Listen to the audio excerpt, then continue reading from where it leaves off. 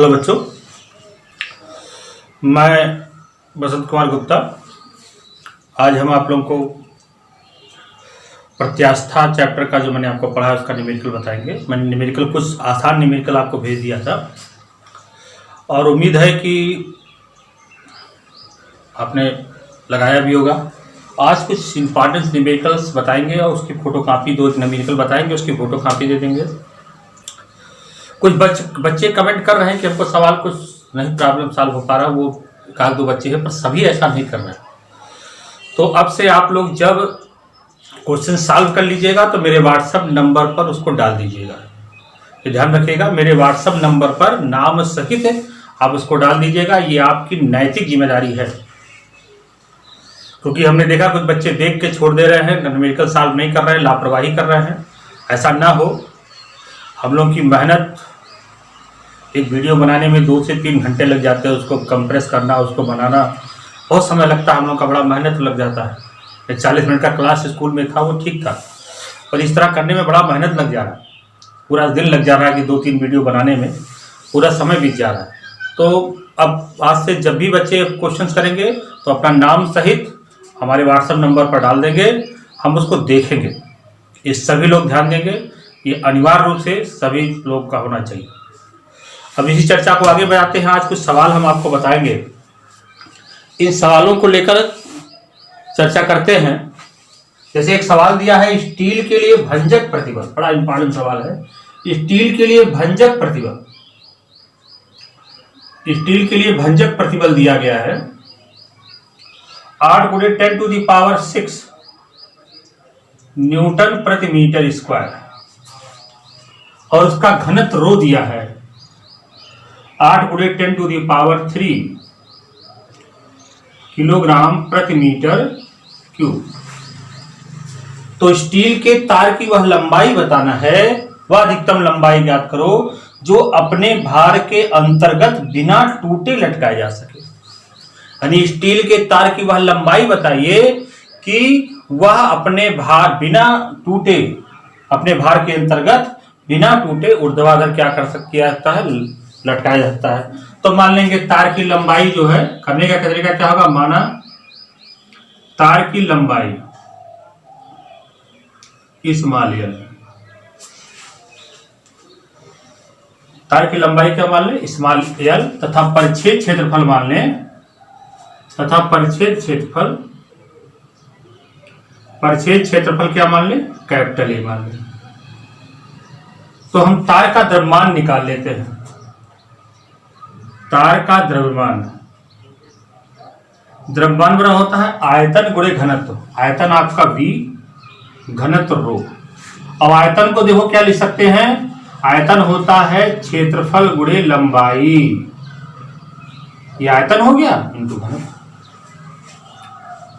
मान इकट्ठे रख देंगे। चूंकि प्रतिबल की परिभाषा होती है बल बटे क्षेत्रफल।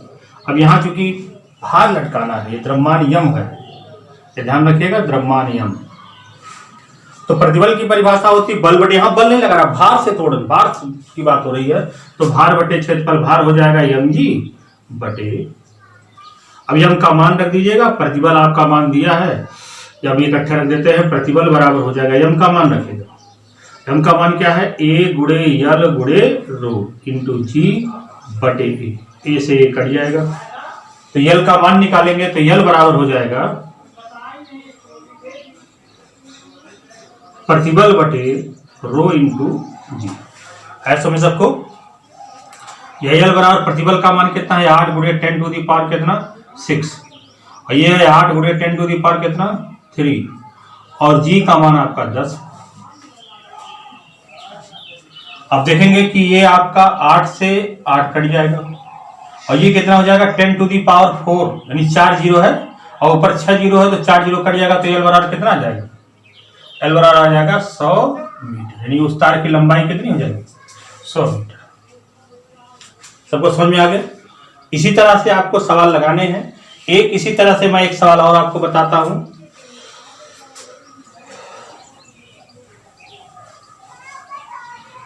अब दिया है कि रबर के एक डोरी की लंबाई दी गई है। रबर की एक डोरी की लंबाई यल बराबर दिया है 10 मीटर। इसे ऊर्ध्व दिशा में लटकाने पर अपने ही भार से कितना बढ़ जाएगा। इस रबर की लंबाई जो दी गई है वो कितना दिया गया है, 10 मीटर दिया है। ये टोटल लंबाई कितनी दी है, 10 मीटर। तो करा इसे ऊर्ध्व दिशा में लटका दिया जाए, ऊर्ध्वाधर लटका दिया जाए तो अपने भार के अंतर्गत, ध्यान दीजिएगा, अपने भार के अंतर्गत कितना बढ़ जाएगा। अपने भार के अंतर्गत कितना बढ़ जाएगा। रबर का घनत्व दिया गया है, रबर का घनत्व रो बराबर दिया गया है रबर का घनत्व 1.5 किलोग्राम प्रति मीटर क्यूब। और वाई, रबर के लिए वाई का यंग प्रत्यास्था गुणांक दिया है 5 × 10⁸ न्यूटन प्रति मीटर स्क्वायर।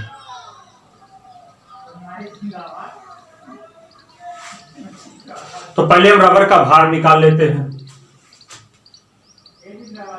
रबर का भार, रबर का द्रव्यमान निकाल लीजिए, या भार निकाल ले, भार, रबर का भार, भार को यम भी लिखते हैं, बराबर क्या हो जाएगा, यम जी। रबर का भार कितना हो जाएगा, यम जी। अब यम क्या होगा, यम होता है आयतन गुणे घनत्व, तो द्रव्यमान बराबर होता है आयतन गुणे घनत्व। तो आयतन को क्या लिख सकते हैं, ए गुणे एल, आयतन हो गया, घनत्व आपका रो इंटू जी। समझ आ रहा है, क्लियर हुआ। अब इसके बाद रबर का भार आपने निकाल लिया, तो रबर का भार आपने ये निकाल लिया। अब देखिए इसका भार कहां काम करेगा। किसी तार का जो भार होता है वो उसके मध्य बिंदु पर काम करता है, यानी इसका भार यम जी कहां काम करेगा, मध्य बिंदु पर काम करेगा। इस पूरी लंबाई को अगर हम यल माने तो ये इतना यल, तो ये भार किसकी लंबाई, ध्यान दीजिएगा, ये भार जो है किसकी लंबाई बढ़ाने का प्रयास करेगा। भार यहां काम कर रहा है, ध्यान दीजिएगा, यहां नहीं काम कर रहा है। भार कहां काम कर रहा है, बिंदु ओ पर, यानी इस बिंदु पर काम कर रहा है, बंद बिंदु पर। क्योंकि किसी तार का भार उसके मध्य बिंदु पर कार्य करता है। पढ़े होंगे किसी वस्तु का भार एक निश्चित बिंदु पर कार्य करता है, उसे उस वस्तु का क्या बोलते हैं, गुरुत्व केंद्र बोलते हैं। तो इसका भार यहां काम कर रहा है, अरे मेरी बात समझ में, इसका भार यहां काम करेगा, तो ये भार केवल तार के इस लंबाई को बढ़ाएगा। तार के क्या करेगा, केवल इस लंबाई को बढ़ाएगा, नीचे इसको नहीं बढ़ाएगा, क्योंकि भार यहां काम कर रहा है, तो तार के इस भाग को ही केवल बढ़ाएगा। समझ में आ गया। यानी चूंकि भार जो होता है तार के मध्य बिंदु पर कार्य करता है, अतः तार की लंबाई क्या लिखी जाएगी, तार की प्रारंभिक लंबाई क्या लिखी जाएगी, L/2। L/2 क्या हो जाएगी, प्रारंभिक लंबाई L बराबर हो जाएगा 10/2, यानी कितना लिखा जाएगा, 5 मीटर। हमारा लंबाई में वृद्धि कितनी हो जाती है, लंबाई में वृद्धि स्मॉल एल हो जाती है। स्मॉल एल क्या लिखा, डेल्टा एल लिखा जाता है ना, डेल्टा एल हो जाती है। तो चूंकि आपने पढ़ा होगा वाई बराबर प्रतिबल बटे विकृति, वाई बराबर क्या पढ़ा होगा, प्रतिबल बटे विकृति पढ़ा होगा। तो प्रतिबल बराबर क्या हो जाएगा, वाई गुणे विकृति। तो प्रतिबल को लिख सकते हैं यफ बटे वाई, और विकृति को क्या लिख सकते हैं, डेल्टा एल बटे यफ। ऐसा समझ में। अब यफ का मान रख दीजिए, आपका उत्तर आ जाएगा। यफ का मान रखेंगे तो यफ का मान कितना है, ए गुणे यल गुणे, यहाँ कैपिटल यल आपका, हाँ, ए गुणे यल, यल यफ की प्रारंभिक एल, और गुणे कितना हो जाएगा, रो इंटू जी बटे बराबर हो जाएगा वाई इंटू डेल्टा यल बटे यल। तो ऐसे देखिएगा, ए से कट जाएगा, तो यल क्या हो जाएगा, यल गुणे रो गुणे जी बराबर हो जाएगा y गुणे डेल्टा यल बटे यल। अब मान रख दीजिए यल का मान कितना है 10 मीटर। यल यानी पूरे तार की लंबाई, क्योंकि भार जो होगा पूरे तार की लंबाई के लिए होगा। और रो का मान आपको मालूम है 1.5 और जी का मान आपका दिया है 10 मीटर पर सेकंड स्क्वायर 10 बराबर वाई का मान कितना दिया है 5 गुणे 10 टू दी पावर 8 गुणे डेल्टा यल। और यल का मान यहाँ जो यल तार की जो लंबाई बढ़ेगी उस भाग की प्रारंभिक लंबाई कितनी हो जाएगी 5 से 5 कट जाएगा और डेल्टा यल का मान आप निकालोगे तो आपका उत्तर आ जाएगा। अगर समझ सको इससे डेल्टा यल निकाल लीजिएगा, आपका उत्तर आ जाएगा। समझ में आ गया? मिटा दें, कोई दिक्कत? मुझे उम्मीद है कि आप लोग को नहीं कोई दिक्कत होगी। ये इंपॉर्टेंट सवाल है क्योंकि यहाँ देखिए भार को नीचे नहीं लटकाया गया, ध्यान रखिएगा। अगर भार नीचे लटकाया तो प्रारंभिक लंबाई हम 10 लेते। अगर अपने भार से कितना बढ़ेगा तो जो भार मध्य बिंदु पर काम करता है तो बढ़ा, इसका मतलब मध्य बिंदु पर काम कर रहा है तो केवल उसके आधे भाग को ही बढ़ाएगा, आधे भाग की लंबाई, तो उसके लिए प्रारंभिक लंबाई ये हो जाएगी। इसी तरीके से कुछ और सवाल हैं जिनको हम बताते हैं। दिया है रबर की एक गेंद को एक गहरी झील में 30 मीटर पर ले जाने पर उसके आयतन में 0.15% की कमी हो जाती है। रबर की एक गेंद है, मान लीजिए इसका आयतन क्या है v है।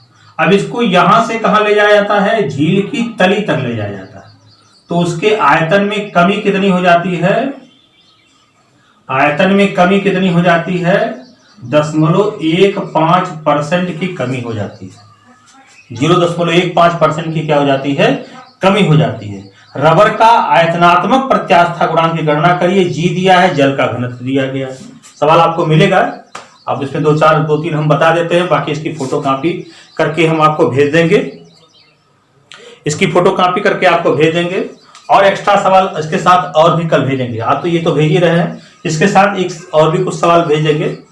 तो अब इसकी कैसे करेंगे, तो मान लेंगे दिया गया है रबर जल का आयतनात्मक प्रत्यास्था गुणांक बताना है। तो आयतनात्मक प्रत्यास्था गुणांक बी बराबर आपको मैंने बताया होगा -pb अपान डेल्टा बी, बताए।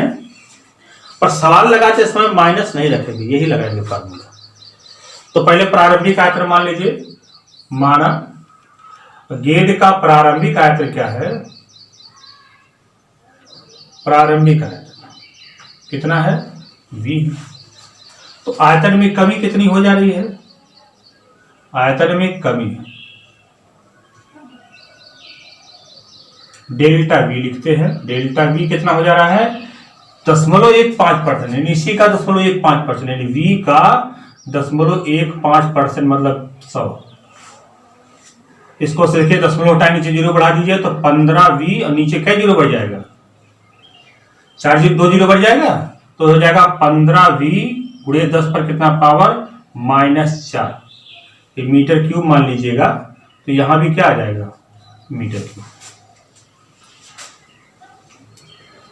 गहराई झील की कितनी है, ये गहराई जो झील की गहराई है वो झील की जो गहराई है वो 300 मीटर है।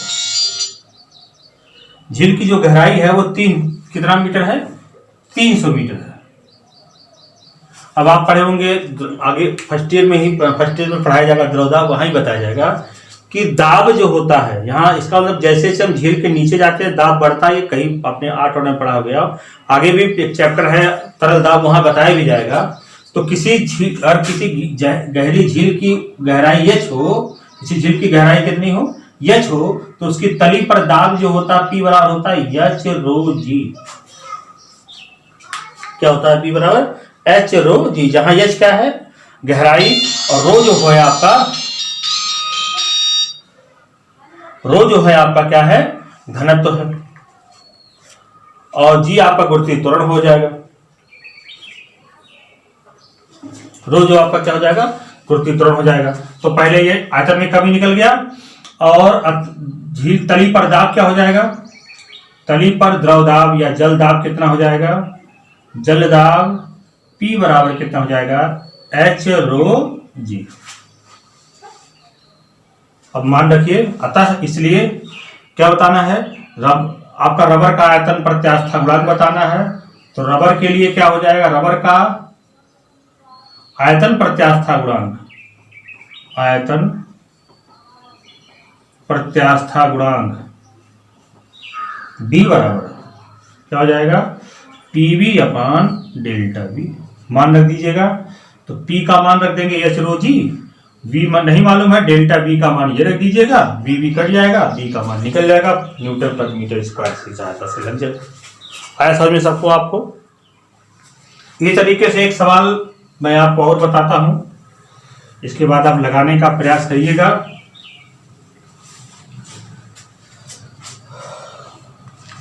करा एक धातु के तार की लंबाई 2 मीटर है। धातु के तार है, इसकी प्रारंभिक लंबाई कितनी है, 2 मीटर, और अनुप्रस्थ काट का क्षेत्रफल A बराबर 1 वर्ग मिलीमीटर, 1 वर्ग मिलीमीटर।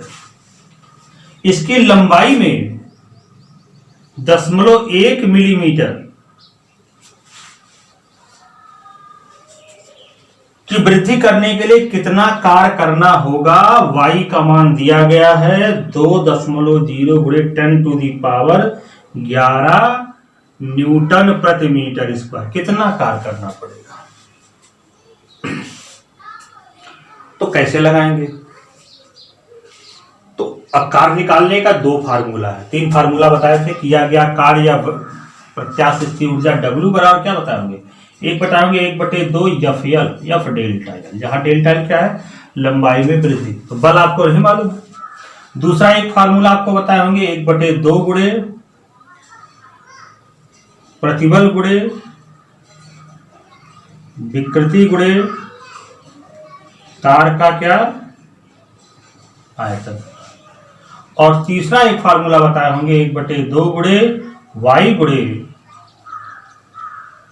विकृति स्क्वायर गुणे तार का आयतन। अब बताइए कौन सा फार्मूला लगा दें, क्योंकि बल हमको नहीं मालूम है, तो हम y मालूम है, विकृति हम निकाल सकते हैं डेल्टा L/L से, तो इससे हम कार्य निकाल लेंगे आसानी से फार्मूले से। नहीं तो पहले बल निकालना पड़ेगा,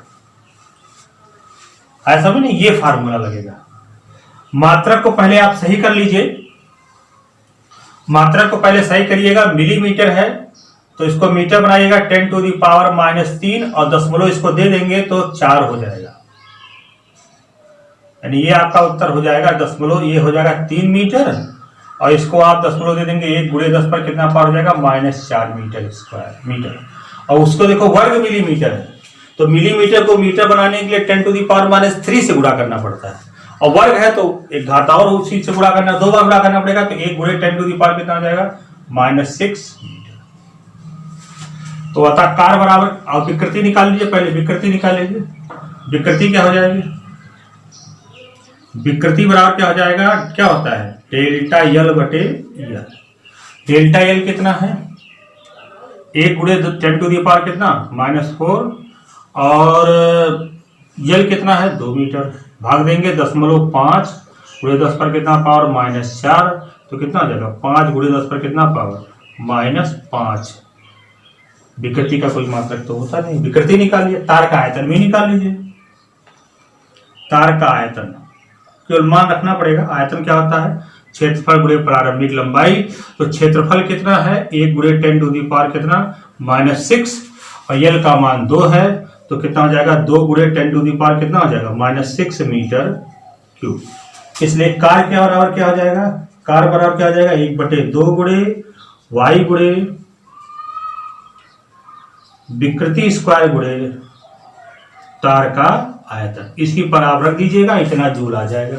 मात्रक का बहुत विशेष ध्यान रखिएगा, ये बहुत जरूरी है, मात्रक का होना बहुत जरूरी है। तो आगे भी आपको सवाल मैं दे दूंगा, आप समझने का प्रयास करिएगा। और अब देखिए कॉपी जो भी बच्चे हैं, जो देखिए अगर आप करेंगे तो निश्चित तौर पे सफलता मिलेगी। ऐसा नहीं है कि प्रयास तो करिए, हमने 2-3 सवाल बता दिया, उन 2-3 सवाल सहित मैंने दिया, आप लगाइएगा। उत्तर भी मैंने लिख दिया है, कुछ बच्चों ने बार बार उत्तर के बारे में मैंने उत्तर भी लिख दिया है। अब आप इसको लगाइएगा, हमारे व्हाट्सएप नंबर पर बताइएगा। अगर प्रॉब्लम होगी तो बताइए, जो नहीं कि सब बतावें, प्रॉब्लम होगी तो आप बताइए कि सर एक सवाल मुझे सवाल में नहीं आया, इसको आप बता दीजिए, तो मैं आपको बता दूंगा। और स्वस्थ रहिए घर पे, और अग्रिम सूचना तक घर पे रहिए, कहीं जाइएगा मत। और इसके साथ मैं कल अगर एक दिन और समय दूंगा, नहीं तो फिर अगला चैप्टर शुरू कर दूंगा। आगे की चर्चा कल करेंगे। धन्यवाद, नमस्कार।